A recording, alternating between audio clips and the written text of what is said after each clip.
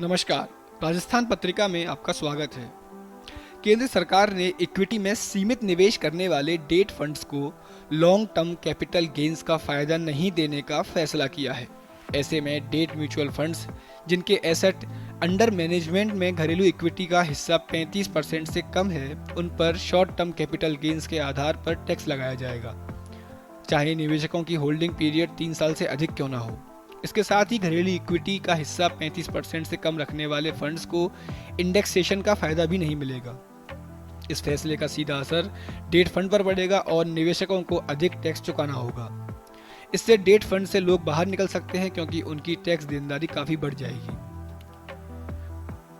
पहले 36 महीने से अधिक समय तक डेट म्यूचुअल फंड योजनाओं में निवेशित रहने पर इंडेक्सेशन लाभ यानी कि महंगाई दर को एडजस्ट करने के साथ 20% long term capital gain tax लगता था।